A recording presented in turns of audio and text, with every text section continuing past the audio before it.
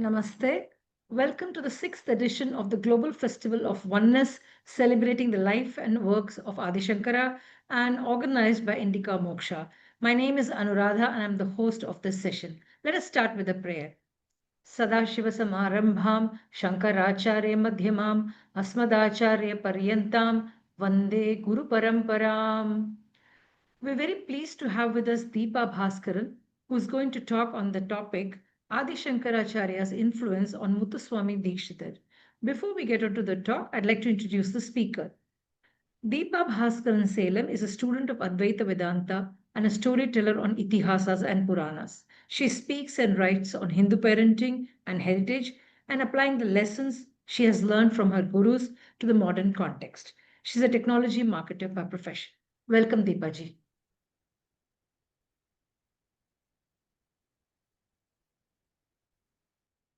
Thank you very much. Shri Gurubhyo Namaha.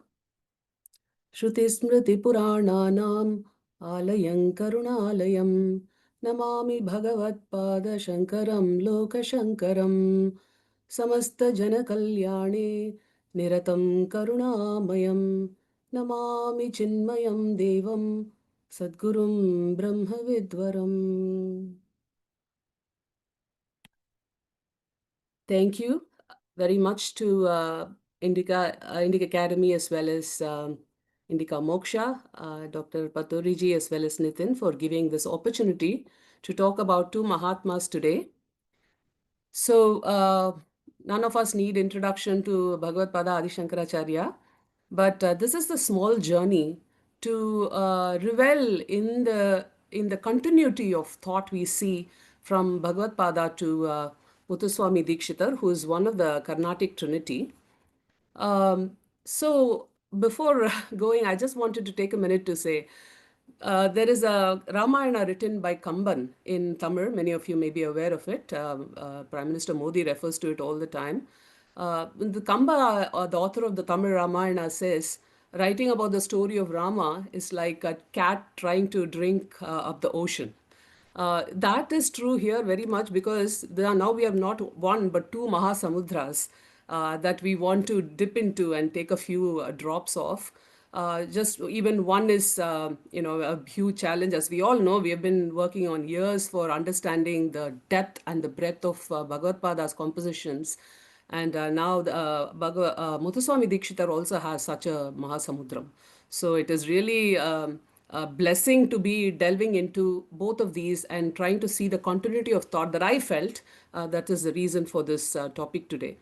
This audience doesn't need an introduction to Bhagavatpada, so I'm going to focus this talk more on what I see from Sri Muthuswamy Dikshitar, that kind of the similarity of thought that is flowing from him. Also, I want to say that this is not a musical kind of a talk. This is not about the intricacies of music or the musicology aspect, but really seeing how from a philosophy standpoint, what is the continuity. Here and there, I'll try to sing, but my knowledge of music is not very advanced, so please bear with me. As some of you know, most of you know, our Shastriya music is a very, very ancient past. Since the time of Samavedas, what we say, various streams developed across Bharat, Margiya, Desiya forms, many of them bhakti, but also in the secular fields, so-called secular fields. Many of the Margiya forms were codified later by very experts like Shargadeva. And then we all know that, there is a kind of a bifurcation of the Shastriya music into the Carnatic and Hindustani traditions, retaining many common foundational elements, of course, like Raga and Tala, but also deviating in some forms.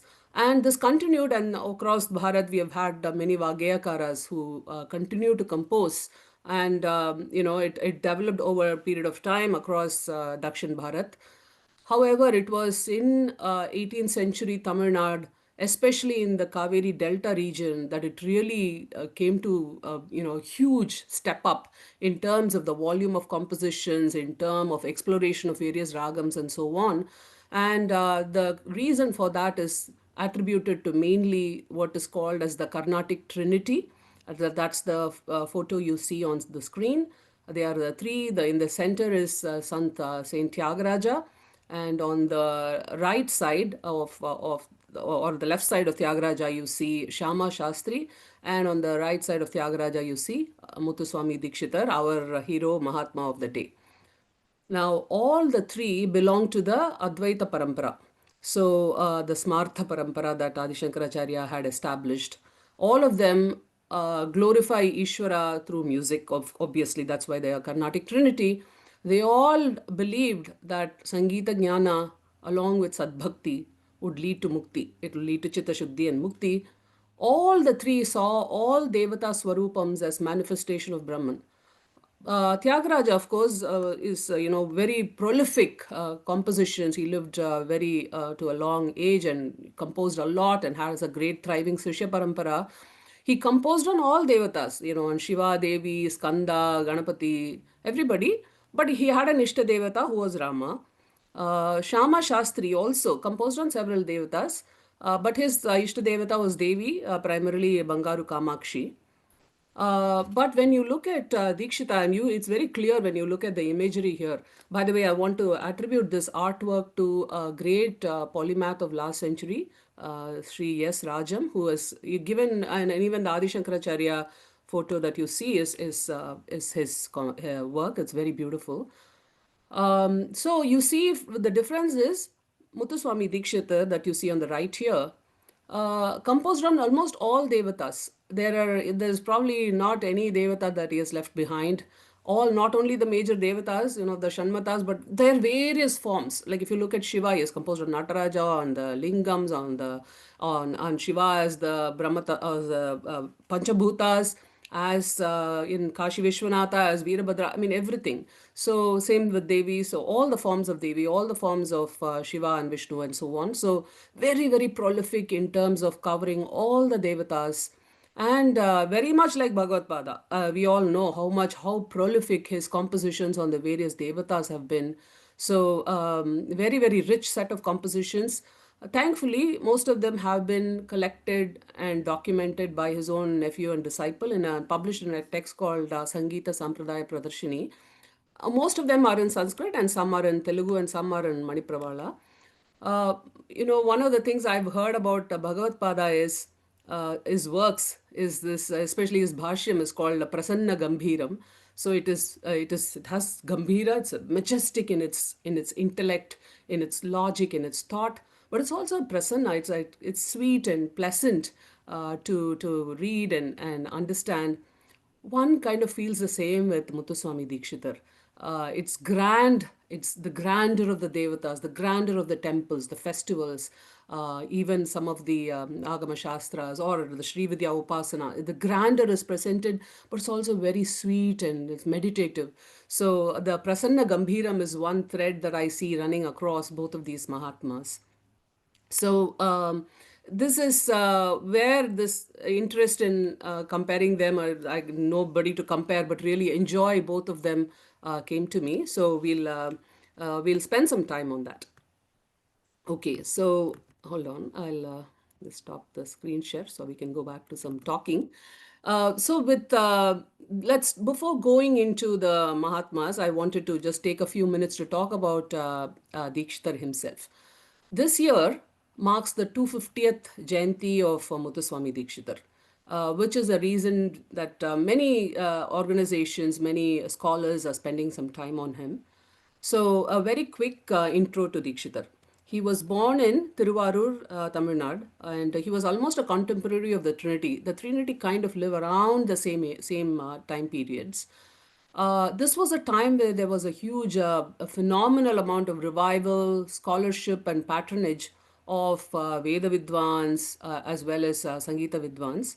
A lot of the rich zamindars as well as the rajas, residual rajas, as well as many of the top officials in the British government were great patrons of the scholarship in all fields, including Sangeetam.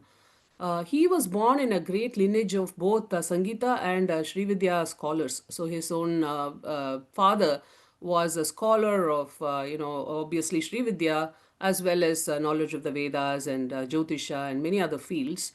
So I won't go into all the detail. You can look it up online. But primarily, he was taken under the tutelage of a great yogi called Sri Chidanandanatha Yogi, and he took Srividya Diksha from that guru as well, and accompanied Chidananda Nath Yogi to Varanasi, to Kashi, where he spent several years under him learning all the Shastras.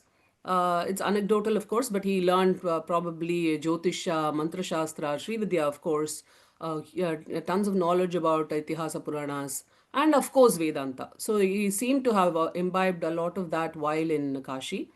And after his guru took Samadhi, he came back to the south, got married and all of that, set up. But again, his mind was very much on his Upasana and his Srividya as well as Vedanta Upasana.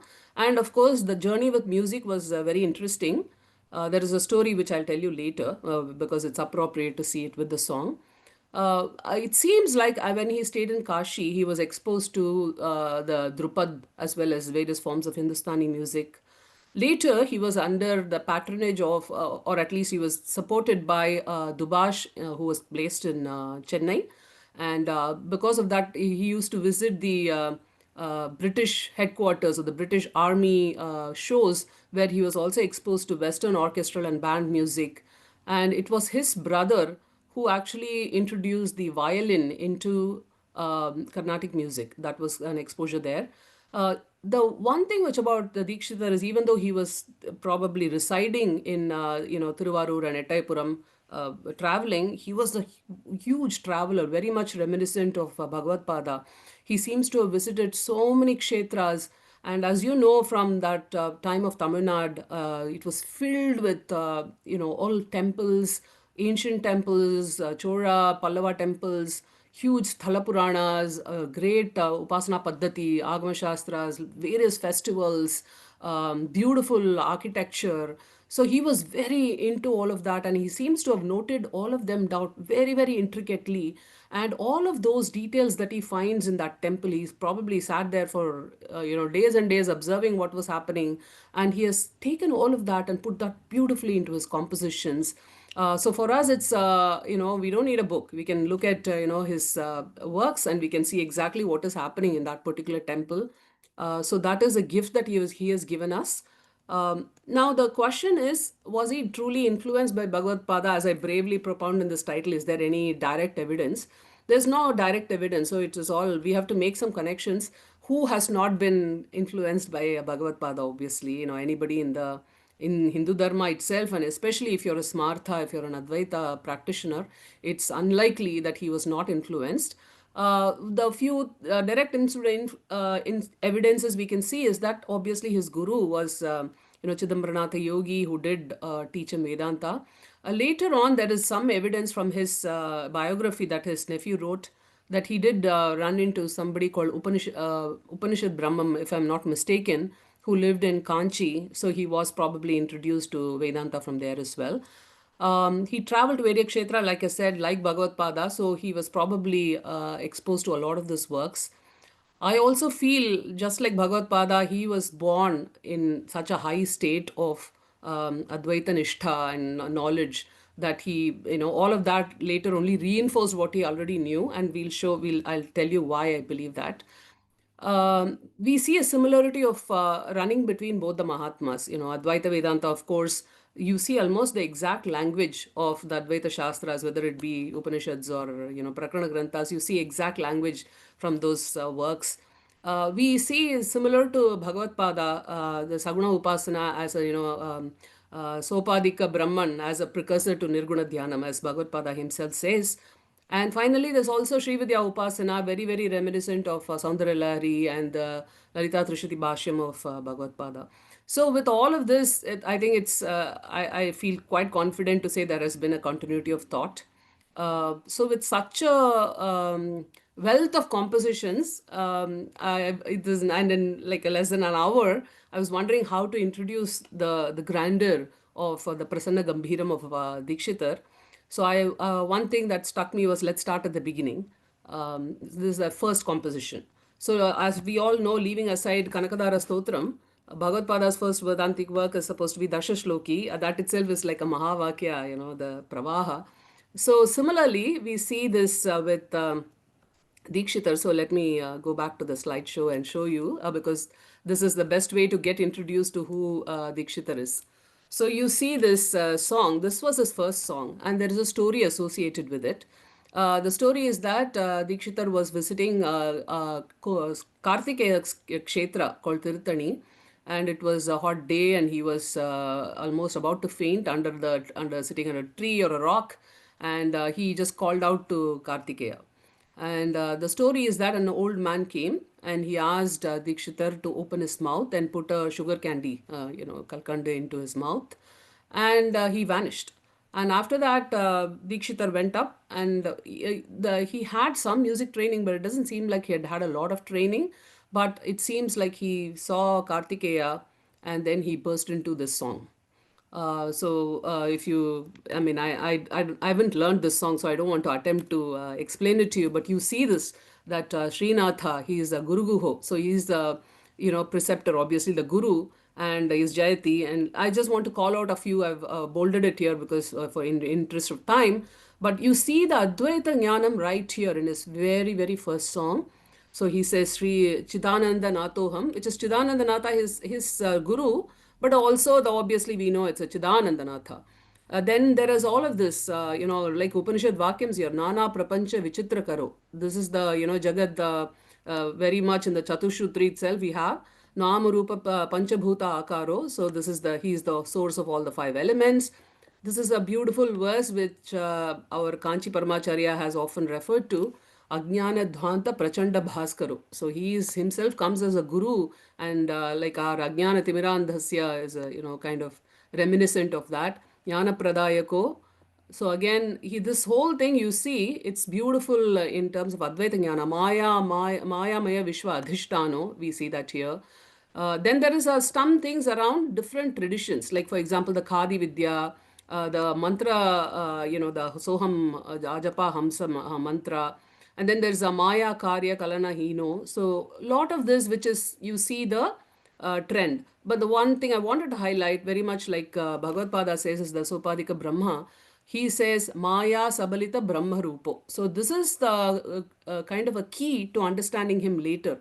He sees obviously Brahma, Maya Sahita Brahman as the Saguna Ishwara. That is his kind of philosophy going forward in all his compositions, and you will see that continuing in every composition, whether he's talking about Vishnu or Shiva or Devi, you will see that Maya Sabalita Brahma Rupo. So anyway, this is where he starts. So you can imagine, how what a kind of a profound knowledge he has of Advaita and how to achieve that. Now, one of the things which happens is it is clear that he sees Kartikeya as his guru now. So for him, while he has this earthly guru Sri Chidanandanatha, he sees Kartikeya himself coming and teaching him, giving him Sangeeta Jnanam, and so from then on he takes this mudra. So Guru Guha. So in all of us, if you say Srinatati Guru Guho, so Guru Guha becomes his kind of what we call mudra. So in every song you will see Guru Guha somehow, and it'll be very beautifully integrated. It won't be like forced. It'll be very, very beautifully integrated. So that is something which makes him pretty special. So going back, okay, so as we see, it's the highest order of Advaita Jnanam. Now, I want to take a few minutes on his compositions. As mentioned, right, all three, as I mentioned earlier, all of the three of the Carnatic trinity are smarthas. So they do accept Nirguna Brahman without any Nama Rupa, but with the power of Maya and manifests or appears as Aneka Nama Rupas, Ishwara, Mayopadhikrita, Saguna Brahma. And like we saw in Dikshitar himself says in this song that we just saw, Maya Sabalita Brahma Rupo. Now, this is, as we all know, Bhagavatpada established the validity of the Shanmathas as a valid preparation for Jnanam, also encouraged Panchayatana Puja, countless stotras that he has composed on almost all known forms of Ishwara in across Bharat.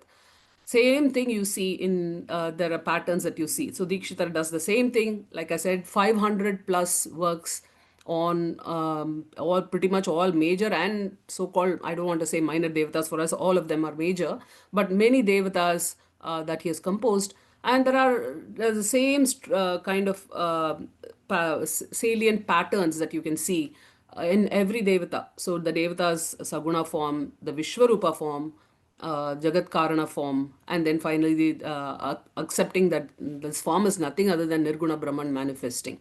So he starts with Padadi Kesha Kesha Adipada Varnana, very, very poetic. I will try to look at a few. Obviously, just like Bhagavatpadas, it's, you can, that whether it is Soundarya or Shivananda Lari, how we melt into it. Similarly, you see that poetic description in all the stotrams.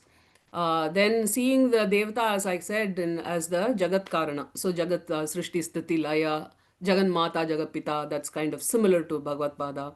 Then seeing the Devata as Guru. So in the Panchakritya, we have the Anugraha form. So seeing the Devata itself is my Guru. And same thing we see in Bhagavatpada, where he calls Shiva, Shambho, Lokaguru, he says. So similarly, we see Dikshitar reaching out to each form as Guru Tattvam. And finally, rejoicing in the Leelas of Bhagavan as mentioned in the Puranas, and Dikshitar does a lot in the Sthala Purana aspect. So all of this is very, very vivid, and it's a joy to just go through this journey. Again, I wish there are better scholars than me to do this, but this is a good start, I'm hoping. And there are many who have already done that have analyzed, is pretty well studied. So, with that, I just wanted to go share a few samples. Wherever possible, I'll try to sing. If not, I'll just narrate it. So, with Shiva, he has composed on all major forms of Shiva. One of the unique things about Dikshitar is he composes the set of krithis. So, if you take Shiva or Devi, the Rama, for example, he has all of these things called the Vibhakti krithis. So, for each of the Vibhakti, he will have a composition, and it will be have a appropriate kind of description of the form, what happens, and so on. So there are many sets of vibhakti kritis that he has composed. The Guru Guha that we just saw was one of them, the Srinathadi. Then on Shiva, he has multiple, like his own hometown. That's where I think he's probably spent all waking hours in his hometown.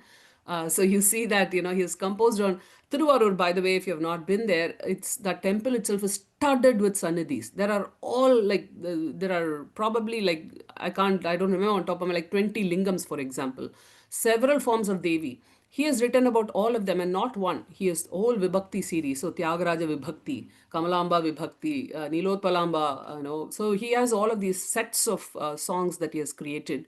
Of course, of Kanchipuram, Chidambaram, of course, his favorite. Vishwanatha of Kanchi, as well as you see the southern Kashi and so on.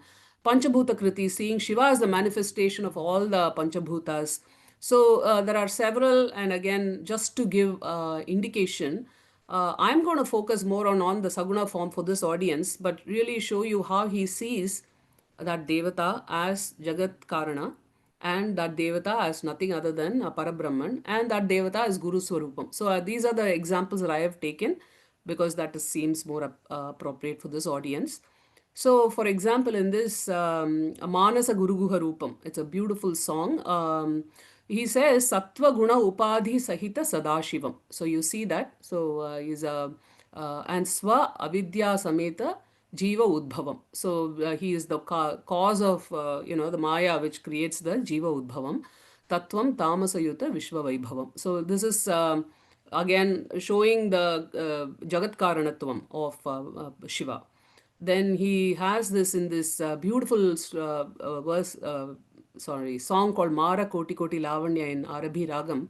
He says, he calls Shiva as Guru. So in that he says, the Bhikshatana form. So that is how you remember the Bhikshatana comes in the rishis of the Dwarkavana are misguided, and he gives them.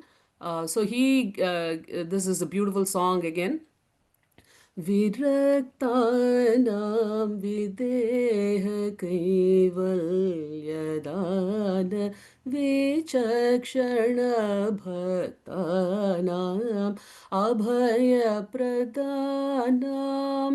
So he says, as you see, viraktanam, to those who are vairagis, he gives videha kaivalyadana. So he is the expert in giving videha kaivalya.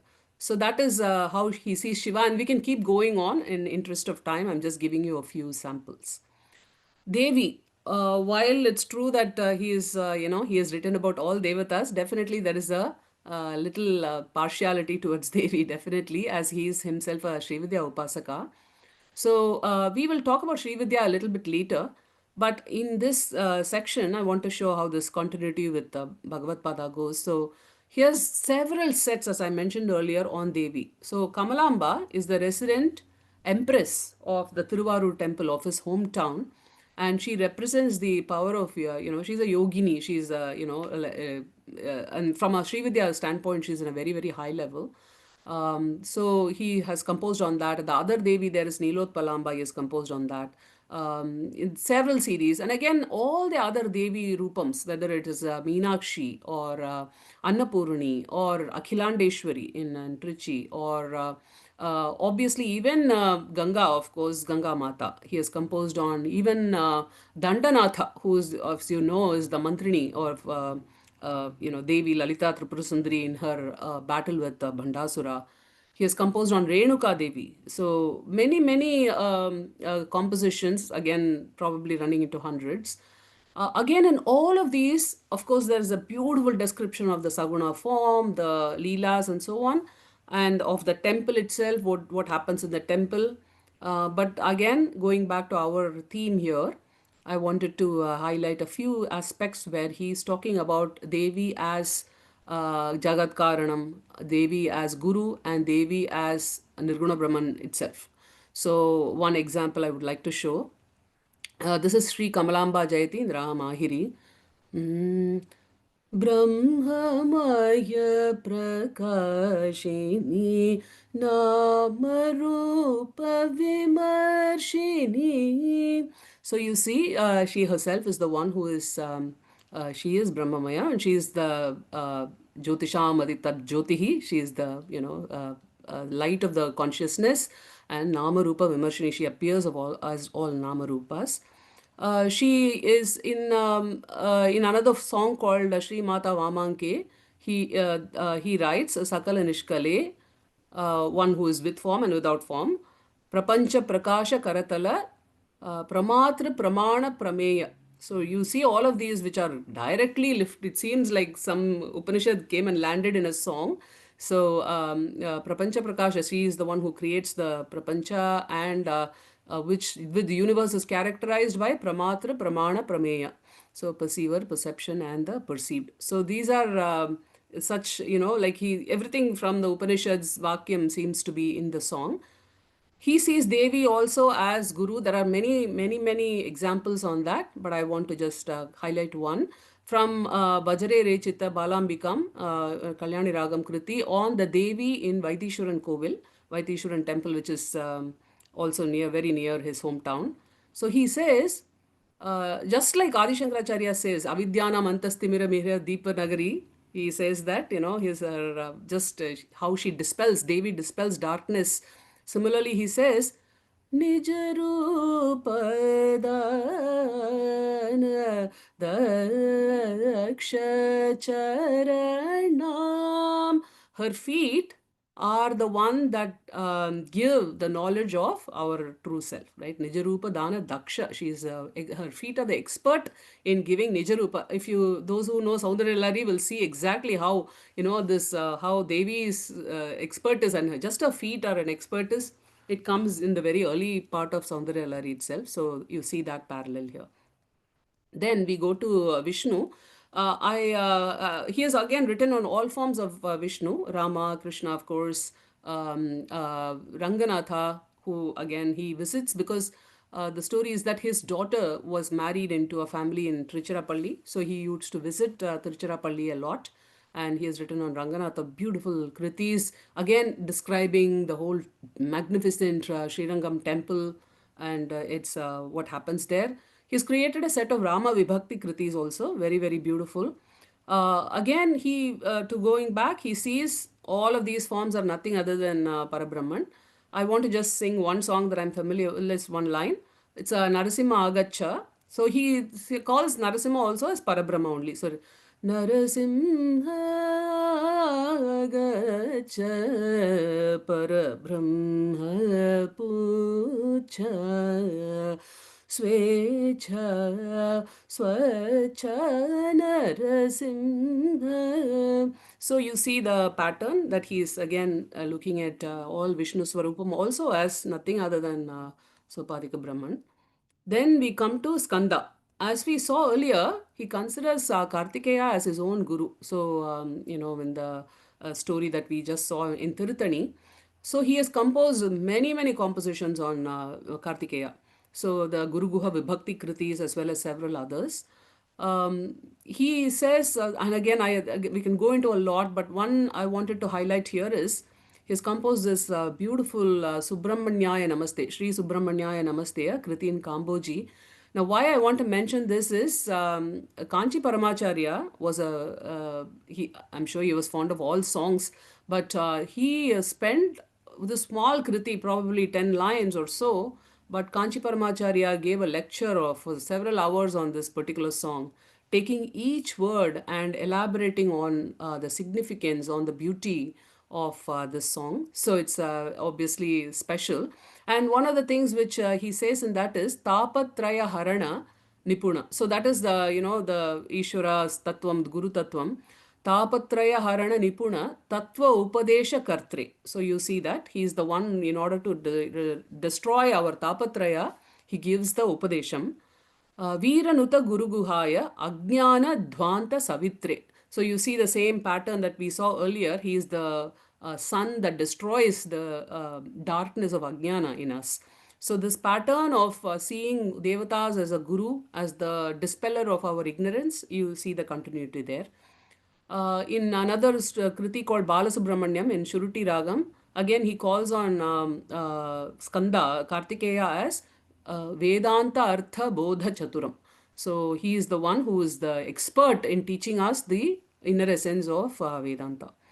So that is with, so we saw the Shanmathas, we saw Shiva, Vishnu, Skanda, Devi, and we come to Ganapati. At least from my knowledge, I might be not exactly accurate here because I'm not aware of all the Ganapati Tantram or, the Ganapatyam. But it seems like he's seeing Ganapati more from a Tantra view. So there is a lot of the Kundalini, the, Naga symbology. But he also sees Ganapati as the Panchabhutatmaka, which we all know. So, for example, he starts out in Panchamatanga book. Sorry, apologies, sorry. Panchamatanga, he says, Panchabhutatmaka Prapanchodhyayadikarana. So, Panchabhuta, he is the Panchabhuta, he himself manifests as the Prapancha. So that is the cause of the Udaya of the Prapancha. And the famous Vatapi Ganapatam, many of you may be familiar with that very popular song in Hamsadvani Ragam. And there he says, Bhuta Bhautika Prapancha Bharanam. So that is again, he is the one who is the, he is the, obviously the origin of the Prapancha. They also go into some of the tattvas. For example, he says the origin of many things in the universe. So he says, for example, Paradichatvari Vakatmakam. So he is the one who manifests as the 4 levels of Vak, Parapashanti, Madhyama, Vaikari. So again, you see his continuity of seeing the Devata as Vishwarupa. So in all the forms of the world. Then the final of the Shanmatha is Surya, of course. He has composed Navagraha Kriti. So on all of the Navagrahas, he has Kriti. And especially in the case of Surya, he is attributing the Jagat to Surya. So for example, he says, Karya Karanatmaka Jagat Prakasha Simharashyadhipate. So he says he is the one, the Karya Karanatmaka Jagat Prakasha Simharashyadhipate. So this whole Shanmathas, you see, just like Bhagavatpada, all the devatas of the Shanmatha he has taken and he has composed on them the Saguna form, the beautiful, poetic description of the Saguna form, the seeing the Vishwarupa form, seeing the Devata as Guru Swarupam itself, and finally seeing the Devata as nothing other than Nirguna Brahman. Then finally, even though it's not part of Shanmatha, Bhagavatpada has amazingly created these stotrams on Guru. So the Guru, how Bhagavatpada himself, he himself being Jagat Guru, he's showing how the importance of Guru and how to seek the Guru. And there are several beautiful compositions on Guru by Dikshitar. One of the things which I wanted to highlight is Sri Guruna Palitosmi. He says, Guru is the Vedanta Vedyena Vikalpa Roga Vaidya. So he is again this. I wanted to share at this point one song on Dakshinamurti, which I think is worthwhile for us to have a quick look at. So if I can go back to my slides. Okay, not this, sorry. So, so as you see, so Dakshinamurti, he has written this song and he says, Vidalita Dasa Arte. So he has destroyed the sorrows of devotees. Chidananda Rupe, we know that. Sada Mauna Kirte, obviously, our Dakshinamurti is a Mauna Guru. Then he says, okay, the second part is more on the Saguna form. So you can, it's pretty straightforward. He's sitting under a golden Vatavriksha, and then all the Sanakadi Munis are sitting at his feet, and he is the one with knowledge and avigya vikarite. But the beautiful charanam. So charanam is very soaked in Advaita. Nikila samshaya harana nipuna tara yukte. So he's the one who removes all the samshaya, and same thing you see in the Dakshinamurti Dhyana Stotram, right? So, the Shishyastu Chinna Samshayaha. So we see the same pattern here. Nirvikalpa Samadhi Nidra Prashakte Akhandaika Rasa Purna Rudhe Shakti. So he's the uninterrupted joy, Akhanda, joy, the bliss of the self.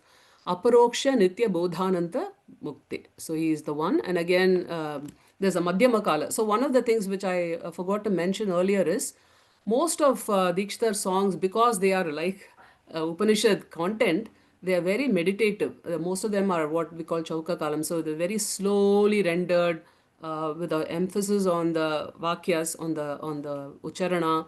So it's a very beautiful kind of a journey through different type of an Upanishad.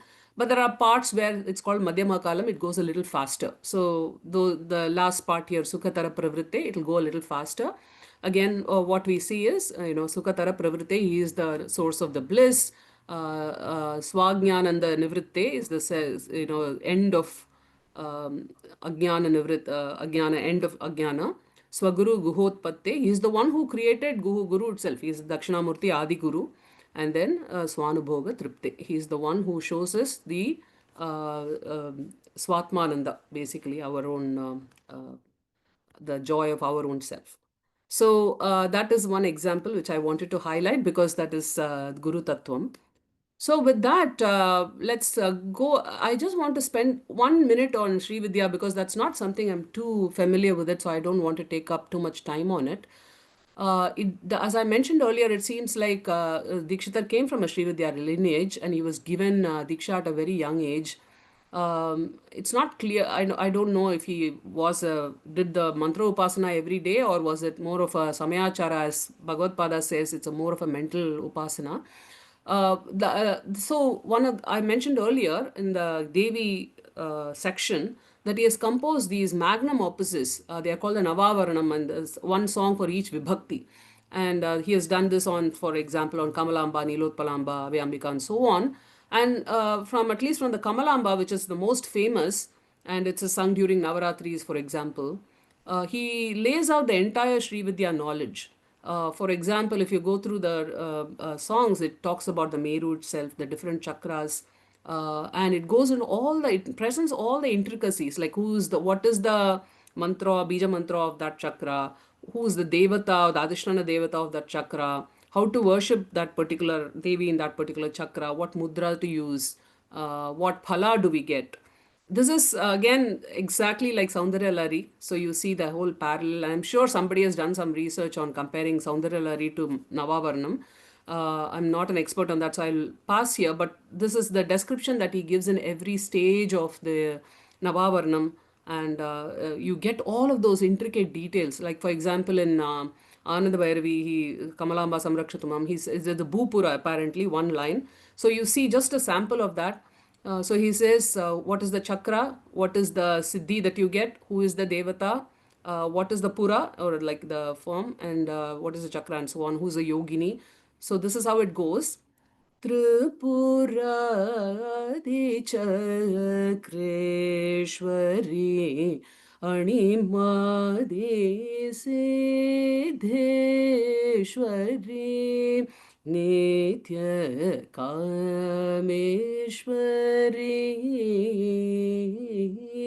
क्षितिपुर त्रैलोक्यमोहनचक्रवर्तिनी prakatayogini. So apologies for any mistakes. It's been years since I sang all these songs, and I'm sure my guru will be ballistic if she hears this. But you get the sense that this is how much information about Srividya that he has packed into each of the Navavarnam. So, with that, let's spend the rest of our time on understanding his more on how his Advaita philosophy manifests through his songs. From a sadhana, from a chitta shuddhi, standpoint, he doesn't do a lot. Whereas when you look at Saint Tyagaraja, who's another of the Trinity, Tyagaraja talks a lot about the human condition. He talks about how much we are all getting into ajnana and how we are suffering due to our kama krodhadi ripus, and how our mind is not focusing on devata, and so Tyagaraja laments a lot about, he sees people around driven by greed, driven by lust and so on, and he all that surfaces in his songs a lot. The part you don't see that in Dikshitar. I think for Dikshitar he says, if you hold on to the devata, if you hold on to the feet of guru and devata, those things will fall away automatically. So he doesn't spend too much time analyzing what's going on in the world. All his compositions are about devata, and you see why he says that in only a few songs. So he says, just like Bhagavatpada, again, he says, hold on to, you purify my mind. I'm giving my mind to you. In Shivananda Lahiri, he says, it's your problem, you clean my mind. Similarly, Dikshitar also seems to advise Devata Upasana for Chitta Shuddhi. In a beautiful, in Hiranmayim Lakshmim, it's a beautiful song on Lakshmi in the Ragam Lalita. He sings, Hiranmayim Lakshmim Sada Bhajami. Hiranmayim Lakshmim Sada Bhajami. Hinamanavashrayam Tyajami. Hinamanava Ashrayam Tyajami, he says. You hold on to, you just meditate on Lakshmi and drop the company of Hina Manava. So that you see that what he's saying. Again, in another song, he says about the Maya. You don't focus on the Maya Jagat. Focus on the Devata is his again thing, and we see that in several songs. One in Kamalambam Bajare, he says, Kamala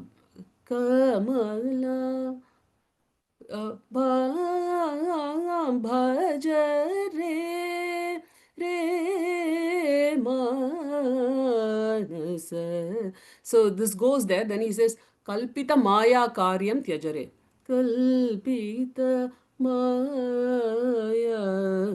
Karyam Tyajare. So you see that thing. So he's like, focus on the Devata, let go of the Maya Karyam. He says that again in Manasa Guruguha Rupam, again another beautiful song. He says again, Manasa Guruguha Rupam Bhajare, Maya Maya Hrittapam Tyajare. So all of that, this is a good guide for us. Don't focus, the world is going to be as it is. Don't focus on it, focus on the Devata. Very, very, this again what Bhagavatpada says also. So with that, I want to show a few songs that are so like, you cannot tell them apart from an Upanishad. We saw right from the first song, Sri Nathadi, we saw that his Advaita Jnanam was very strong right from the beginning, just like Bhagavatpada. There was no, it's not like it started out in a low level and then grew. No, it was right from the first song. You see how he sees the world, how he sees Advaita Jnanam, but he sees the Ishwara as a, sa-upadhika Brahman. So the beautiful slokas that compositions he has done, but I wanted to highlight one and maybe stop with that. Before going there, from an Advaita standpoint, he seems to follow the Pratibhimbavada. As we know, from Dakshinamurti Stutram or the Vivarana school or Chandogya Bhashyam, Bhagavatpada talks about how the Brahman as like a bimba that's getting reflected as Jiva Jagat Ishwara, the Pratibimba. This is the pattern that Dikshitar seems to be adhering to. So he sees many devatas as the Pratibimba of Brahman, and a few examples are I wanted to highlight. In Tyagarajaya Namaste, in Begada Ragam, he sings Mukurabimba Pratibambita Sukhaspurtaye Mukurabimba Pratibambita Sukhaspurtaye Muni Pakshi Mriga Kitadi Mukti Prada Kirtaye. So he is the one who appears as the Bimba appearing as, and he gives joy to all of us. And right from Muni Pakshi Mriga Kita, he gives moksha to all of us.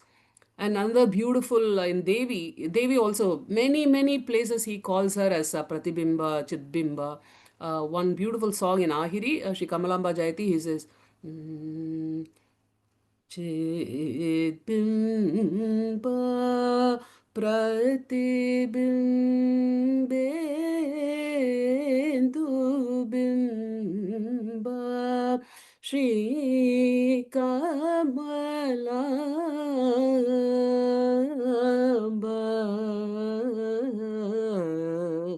Jayati. So you sing again, such a lovely meditative song, and he again calls her Chidbimba Pratibimbendu Bimba. So this kind of shows you, but I want to show a masterpiece here. This is when I have not learnt it. When I was ran into it, I was astounded by how much of an Upanishad it is. So let's quickly have a look at it. I'm sorry. Okay, so you see this here. So this is called one of the Panchalingam Krithis. So in the temple of Tiruvarur, is like huge temple. There are apart from the main, there are 5 lingams apparently. Valmiki lingam and several lingams. I'm blanking out right now. But one of the lingams is Anandeshwarena, Siddheshwara and Valmikeshwara and a couple more.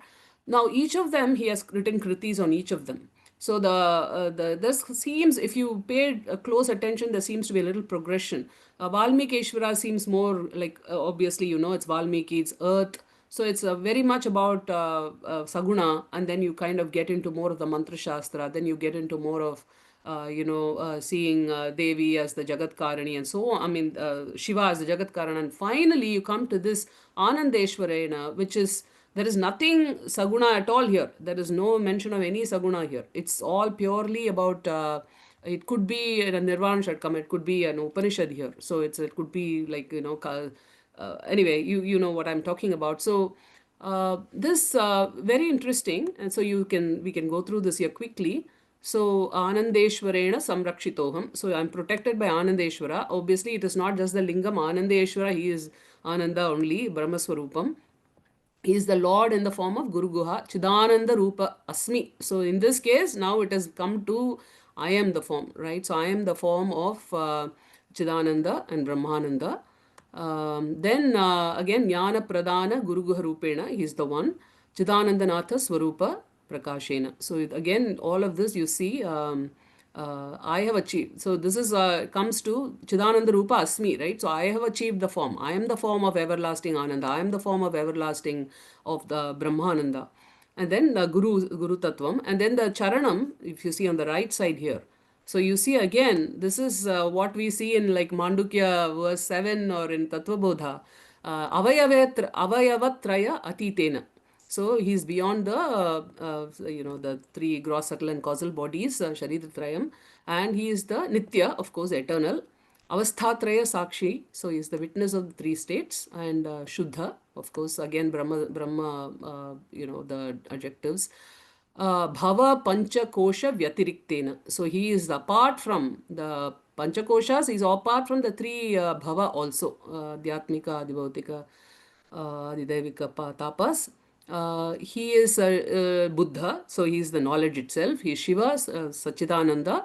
And so this is beautiful again. So he says, Shravana Manana Nididhyasana Samadhi Nishtha Aparoksha Anubhava. So this is again, like not only that, how do you achieve? You achieve it through Shravana Manana Nididhyasana Samadhi Nishtha Aparoksha Anubhava. So obviously it's, self-effulgent and Swamatra Avasheshita. We visualize, inside us, we experience that, Brahma Swarupam, and he is the effulgent Prakasha Maheshwara. So you see how this is, this could be like Tattvabodha in a verse form, or Mandukya verse 7 in a verse form. So that is the beauty of, form, representing all the Upanishad content in a verse form. So with that, I think we understand how he is not, any different than Bhagavatpada. It's just that, like such a beautiful life. So he lived a long life, I think about 80 years or so. He composed a lot, traveled to many kshetras, had several students that he taught it to. His own nephew was his main disciple, and thankfully, due to that disciple, we have a lot of his works. He said that, interestingly, he had written several songs on Meenakshi, and it said that he left his mortal body as the students were singing this particular line from a very lovely work on Meenakshi. So it's called Meenakshi Meenakshi. So in that song, I will go to the exact place where it's a long song. It says Mana Matrame, again Advaita. Mana Matrame, you are the one who, anything that is measurable in this world, manifested as that. You're Maye, you're the Maya Shakti. And then Shiva Jaye, you're the wife of Shiva. And then finally, there is one line in which he is supposed to have taken his last breath, and it's very, very apt for somebody like him. So it goes like this. Me, sorry. Meenalochani pashamochani manini. Meenalochani pashamochani manini kadambhavana vasini meena shim. So when he talk about Pashamochani, he took his last breath. I mean, how more profound can a life be? His whole being was absorbed in Nadopasana until his Antakala. So a very, very special person. And, I was thinking as I was preparing for this talk, there is this lovely verse about Bhagavatpada. You saw Ajnantar Gahanapatiyo. So the last two lines says, Uktva Maunam Vatavitpano Mulato Nishpatanti Shambhor Murti Charati Bhuvane Dakshinamurti Rupa. We say the same Dakshinamurti who was very quiet in Maunam in ages back, he manifests as Shankaracharya walked the length and breadth of Bharat, was not silent at all, poured out teaching in many forms, many verses, bhashyams and so on.